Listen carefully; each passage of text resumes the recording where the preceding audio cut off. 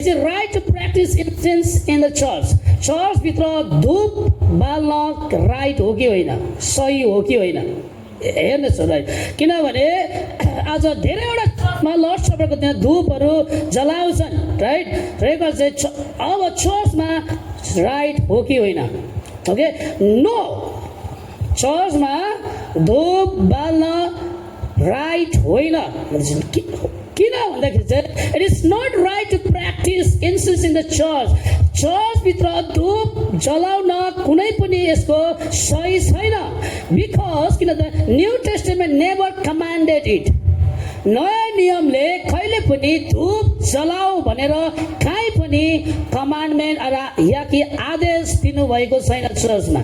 Old टेस्टामेन्टमा इन्सेन्स जलाउन मनाइ थिएन, त्यहाँ commandment थियो जलाउनु पर्छ भनेर। तर न्यू टेस्टामेन्टमा चर्चमा एउटा सिङ्गल भर्स पनि धूप जलाउनु पर्छ भनेर ख्रिस्टको मुखबाट निस्केको छैन, न चेलाहरूको मुखबाट निस्केको छ। त्यही कारणले गर्दा चर्चभित्र धूप जलाउन एकदम मनाइ छ। Okay, the New Testament teaches that these temple rituals belong to the Old Testament worship, right? New Testament ले चाहिँ के सिकाउँछ भन्दा कि यो धूपहरू बाल्ने चलन चाहिँ के हो, पुरानो नियमको एउटा सिस्टम थियो वर्शिप गर्ने सिस्टम थियो।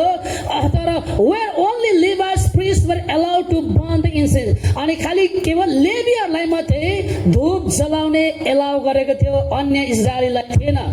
दोस्रो इतिहास 26:18 मा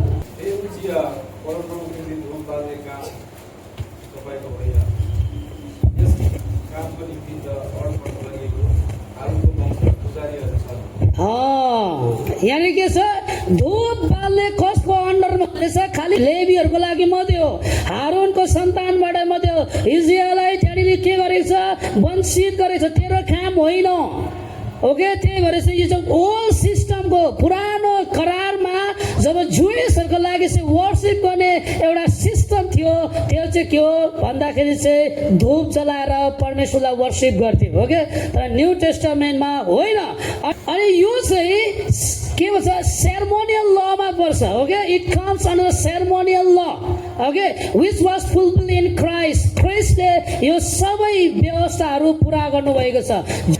अनि सेरेमोनियल लहरूमा चाहिँ सबै पर्छ, के गर्ने उनीहरूको सेरेमोनीहरू सबै। अनि यो जुइसहरूको लागि चाहिँ के हो, सेरेमोनियल ल के हो, अन्यको लागि होइन, चर्चको लागि होइन, अन्य जातिको लागि होइन। अनि मोरल ल चाहिँ फर एभ्री वान। किनभने मोरल भने दाउ शल नट मर्डर भनेको के हो, मोरल लमा पर्छ। तैँले मर्डर गर्नु हुँदैन, व्यभिचार गर्नु हुँदैन, हत्या गर्नु हुँदैन भने के हो, मोरल ल। मोरल ल चाहिँ के हो, फर एभ्री वान हो, सबैको लागि हो। त्यही भएर चर्चमा चाहिँ के छ, मोरल ल चाहिँ युनिभर्सली हो, तर सेरेमोनियल ल चाहिँ जुइसको लागि मात्रै हो। अनि जति पनि यो इन्सेन्सहरू बाल्नेहरू छ, अनि उनीहरूको विभिन्न खानेकुराहरू छ, त्यो सबै के हो, यहुदीहरूको लागि हो, चर्चको लागि। चर्च र जुइस चाहिँ टोटली डिफरेन्ट हो। यहुदी चाहिँ याकुबबाट जन्म लिएको, चर्च चाहिँ ख्रिस्टबाट जन्म लिएको। कतिजनाले के भन्छ भन्दाखेरि चाहिँ हामी नयाँ यहुदी होइन, यहुदी भएर स्वर्ग जाने होइन, ख्रिस्टमा भएर स्वर्ग जाने हो। यहुदी पनि यहुदी भएर स्वर्ग जाँदैन, ख्रिस्टमा आयो भने मात्रै स्वर्ग जान्छ। त्यो त मसिहा चाहिँ चाहिन्छ, देयर इज नो वे, कुनै पनि बाटो छैन कि ख्रिस्ट बाहेक अरू संसारमा। त्यही भएर यहुदी पनि क्रिस्चियनै हुनुपर्छ स्वर्ग जानको लागि, यहुदी भएर स्वर्ग जाने होइन। ओके, क्रिस्चियन भएर स्वर्ग जाने हो। I am the way and truth and the life, बाटो सत्य जीवन म नै हुँ, मद्वारा मात्रै स्वर्ग जान सक्छु। त्यही भएर चर्च र यहुदी चाहिँ के हो, डिफरेन्ट हो। ओके, अनि याकुबको खानदान भएको कारणले स्वर्ग जाइँदैन, राइट। र ख्रिस्टमा विश्वास गरेको कारणले मात्रै स्वर्ग जाइन्छ। त्यही भएर चाहिँ जुन प्रकारको यो धूपपाती गर्ने चिजहरू त्यो चाहिँ सेरेमोनियल लमा आउँछ। अनि यो सेरेमोनियल ल चाहिँ चर्चको लागि होइन।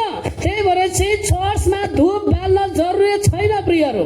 इन्सेन्स बिलोङ्स टु द के हो लेभिटिकल प्रिस्टहुड सिस्टम। इन्सेन्स चाहिँ के हो धूपहरू चाहिँ लेभिटिकल सिस्टममा थियो। अहिले लेभिटिकल सिस्टम छैन, राइट। लेभिटिकल सिस्टममा चाहिँ के छ, खालि लेवीको सिड मात्रै, लेवीको चिल्ड्रेन मात्रै के हुन्छ लेवी हुन पाइन्थ्यो। अहिले प्रभुको बोलावट भयो भने जसकै सिड पनि सेवक हुन सक्छ, राइट। दाउदाजुको छोरा पनि सेवक हुन सक्छ र राजदाजुको छोरा पनि सेवक हुन सक्छ। तर यो व्यवस्था अनुसार हेऱ्यो भने चाहिँ खालि हारुनबाट जन्मेको मान्छेले मात्रै परमेश्वर काम गर्नु सक्थ्यो। अनि त्यो सिस्टम पनि छैन, इन्सिस पनि छैन। किनभने त्यो सिस्टम राख्यो भने इन्सिस पनि राख्नु सकिन्थ्यो। तर इन्सिस चाहिँ गर्ने, तर यो चाहिँ हटाउनै मिल्दैन फेरि, राइट। त्यो मिल्दैन, राइट। त्यही भएर चाहिँ इलोजिकल डक्ट्रिनहरू होल्ड गरेर चर्च बसिरहेको छ। त्यो लेभिटिकल सिस्टममा चाहिँ यस्तो थियो। New testament says had been replaced by Christ. यीशु ख्रीष्टले चाहिँ योलाई रिप्लेस गर्नुभयो, हटाउनु भयो।